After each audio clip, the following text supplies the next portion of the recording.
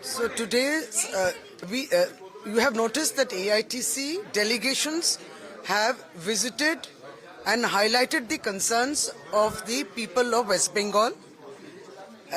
Today's main issue was to discuss about the logical discrepancies. When this SIR exercise started, the Election Commission through the CEO West Bengal had just mentioned that only those people who have been unmapped will be called for hearing. But now we see that hearing is happening, but in between they started to identify logical discrepancies. Now these people are also being called to hearing. So Election Commission is in a way overriding its own directions or its own instructions. In the logical discrepancies, we mentioned one very important thing, and that was that software applications, digitization errors, this is something which is institutional error. But why is the onus being shifted on the elector or the voter to prove the discrepancy? And that is very sad. So the discrepancy is institutional error. The error has to be proven by the elector or the voter. And this is what we highlighted today also. The AERO for that, his software that it carries, where they identify very small discrepancies, they should actually say it as found okay. But he is left with no option. It automatically comes on to an auto mode which says hearing notice to be generated. So what we see is for very simple so-called discrepancies or very slight, like clerical errors that you can say, the people are being called. So how many? 1 crore 36 lakhs. How much is the time left? 1st February is the cutoff date. Till then they will hear. The unmapped is still underway. The unmapped voters, the 32 lakh. And in between, what you have done is that you are starting to generate notices for the logical discrepancies. So this is what we feel is highly unconstitutional. We have repeatedly told them in the past that these are errors of the institution, not of the voter.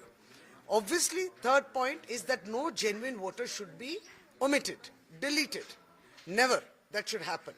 Fourth, we continue to mention that a person, suppose me, I have my Aadhaar card, I have my PAN card, I have a current voter card. But you are not accepting these as documents because you want one of those 13 documents.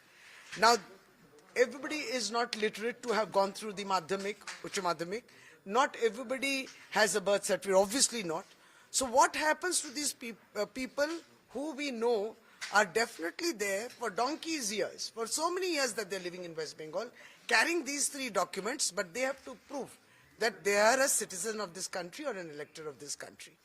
So we have told the CEO again that why is the onus on the elector to prove himself? Why shouldn't the Election Commission take the onus to disprove that he's not an elector? You take the onus.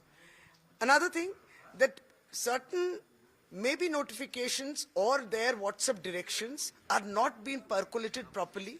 At least the elected population or the people who have been called for hearing are not aware of it. So that is why we are seeing there are deaths of people, electors who are appearing for hearing, anxiety, harassment, they are sick but still they are coming, or those above 85 is the only one, the clarification which has gone. Rest of the clarification also has to go. That is, if you are sick, you need not come. If you've undergone an operation or will undergo an operation, do not come. If you are disabled, be it any age, you don't have to come. There has to be more clarity on the ground. This is also one. And of course, we again today insisted about the online hearing of those who are outside.